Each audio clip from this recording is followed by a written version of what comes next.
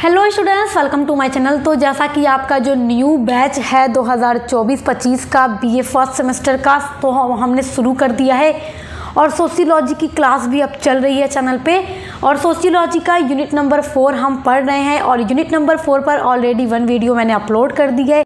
आज का यह वीडियो यूनिट नंबर 4 पर पार्ट 2 है। देखिए, पार्ट 1 में हमने क्या पढ़ा था, परिवार के बारे में पढ़ा।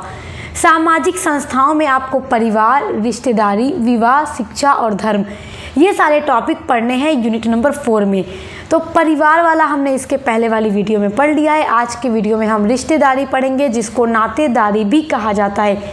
इसके बाद हम विवाह पढ़ेंगे और उसके बाद शिक्षा और धर्म को हम पढ़ेंगे। तो इसी तरह एक क्रम में आपके हर एक सब्जेक्ट की क्लास हमारे चैनल सक्सेस मास्टर पॉइंट पे चल रही है। न्यू बैच का न्यू सिलेबस जो है वो कंप्लीट कराया जा रहा है, तो उसके लिए भी आप हमारे चैनल पे एक बार विजिट ज़रूर कीजिएगा और पसंद आए तो सब्सक्राइब ज़रूर कीजिएगा, क्योंकि 3 सालों तक अपने बीए का हर एक सब्जेक्ट आपको हमारे चैनल पर पढ़ने के लिए मिलेगा। तो चलिए बिना देर किए आज के इस टॉपिक को पढ़ना शुरू करते हैं। सबसे पहले हमें क्या पढ़ना है, रिश्तेदारी। तो रिश्तेदारी है क्या, रिश्तेदारी कहते किसे हैं? वैसे तो हम सभी के रिश्तेदार होते हैं, आपके भी रिश्तेदार हैं, हर किसी के होते हैं। दुनिया में कोई ऐसा नहीं है जिसका रिश्तेदार ना हो। तो आप ये तो जानते ही हैं, मगर चलिए हमें पढ़ना है तो एक बार देख लेते हैं रिश्तेदारी का अर्थ। देखिए, समाज में मानव जो है अकेला नहीं होता है। जन्म से लेकर मृत्यु तक वह अनेक मनुष्यों से घिरा होता है। उसके आसपास मनुष्य रहते हैं, आपके आसपास लोग रहते हैं, आपके पड़ोसी रहते हैं, आपके रिश्तेदार रहते हैं। तो यहाँ हम रिश्तेदारी पढ़ रहे हैं तो रिश्तेदारों की बात होंगी। आपकी बुआ, खाला, मामू, मामा जो भी हैं, उसका संबंध एकाधिक व्यक्तियों से होता है। एकाधिक का मतलब एक व्यक्ति से नहीं होता, अनेकों व्यक्तियों से होता है। परंतु इसमें से सबसे महत्वपूर्ण संबंध कौन सा होता है? उन व्यक्तियों के साथ होता है जो कि विवाह बंधन और रक्त संबंध के आधार पर संबंधित हैं। उसे ही हम साधारण शब्दों में नातेदारी या फिर रिश्तेदारी कहते हैं। कहने का तात्पर्य ये है कि देखिए, जो मनुष्य है समाज में अकेला नहीं रहता, उसके आसपास अनेकों लोग रहते हैं। लेकिन हम एकदम साधारण शब्दों में रिश्तेदारी किसे कहेंगे? रिश्तेदारी किसे कहेंगे? जिसके साथ विवाह के साथ संबंध जुड़ गया हो, रिश्ता बन गया हो, या फिर रक्त संबंध रिश्ता जो हो। आपके परिवार में जितने भी लोगों से आपका रिश्ता है, खून का रिश्ता है, और शादी के बाद जो रिश्ता जुड़ता है वो विवाह संबंधी रिश्ता होता है। तो सामान्य तौर पर इन्हीं को हम रिश्तेदारी या नातेदारी कहते हैं। तो आई होप आप समझ गए होंगे। लूसी मेयर की एक डेफिनेशन है, ये लिखते हैं कि सामाजिक संबंधों को वैज्ञानिक शब्दों में व्यक्त किया जाता है तो वो क्या होता है, वो रिश्तेदारी होता है। दूसरी डेफिनेशन है रैडक्लिफ के अनुसार। रैडक्लिफ लिखते हैं कि उद्देश्यों के लिए स्वीकृत वंश का रक्त संबंध है, जो कि सामाजिक संबंधों के परंपरागत संबंधों का आधार है, और वो क्या होता है, वो रिश्तेदारी होता है। देखिए, आप इसको स्क्रीनशॉट कर लीजिए। आप रिश्तेदारी का अर्थ और ये दोनों डेफिनेशन ज़रूर लिखिएगा एग्जाम में जब आपसे क्वेश्चन पूछेगा। क्वेश्चन आपका पूछता है वेरी शॉर्ट में रिश्तेदारी को परिभाषित कीजिए, तो आप ये पूरा डेफिनेशन लिख दीजिएगा।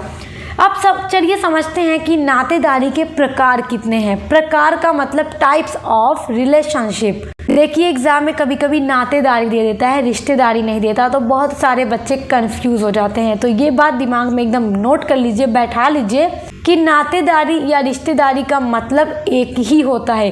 तो जो रिश्तेदारी है वो 2 प्रकार की होती है। एक होती है रक्त संबंधी नातेदारी, दूसरी होती है विवाह संबंधी नातेदारी।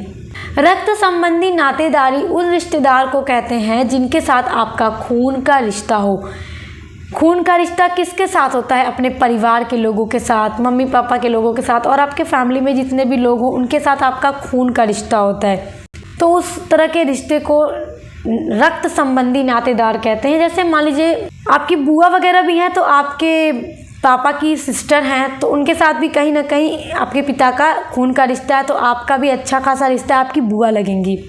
मगर आपकी बुआ की जब शादी हो जाए तो उनके ससुराल वालों के साथ आपका एक तरह से रिश्ता, आपका कैसा रिश्ता होगा? आपके बुआ के ससुराल वाले हैं, लेकिन कहीं ना कहीं से वो आपके रिश्तेदार तो होंगे।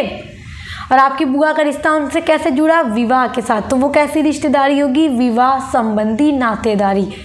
तो याद रखिएगा, जिनके साथ खून का रिश्ता होता है वो रक्त संबंधी नातेदार होते हैं, यानी ब्लड का रिलेशन होता है। जिनके साथ शादी के बाद रिश्ता जुड़ता है, ससुराल वालों के साथ जितने भी रिलेशन होते हैं, एक लड़की के ससुराल वाले जितने भी होंगे, जितने लोगों के साथ उसका रिश्ता जुड़ेगा वो कैसा रिश्ता होगा, शादी के बाद बनेगा, खून का रिश्ता नहीं है, तो वो हो जाएगा विवाह संबंधी नातेदार। एक लड़का का अपने ससुराल वालों के साथ कैसा रिश्ता होगा, विवाह संबंधी नातेदार होगा, क्योंकि खून का रिश्ता नहीं है। तो मेनली ये 2 प्रकार के ही रिश्तेदारी के प्रकार होते हैं और वेरी इंपॉर्टेंट हैं, एग्ज़ाम में भी पूछे जाते हैं। उम्मीद करती हूँ आप इनको समझ गए होंगे। नेक्स्ट आपका जो इम्पोर्टेंट टॉपिक है वो है नातेदारी का महत्व। तो आइए अब नातेदारी के महत्व को अच्छे से डिटेल में समझते हैं। देखिए, मानव शास्त्र के अध्ययन में उपयोगी होता है, ये पहला महत्व है नातेदारी का। पहला महत्व क्या है कि मानव शास्त्र के अध्ययन में उपयोगी। देखिए, मानव शास्त्र एक स्वतंत्र विज्ञान होता है, ये अलग से एक सब्जेक्ट है मानव शास्त्र। तो मानव शास्त्र में अध्ययन करने के लिए हमें रिश्तेदारी के बारे में अच्छे से पता होना चाहिए।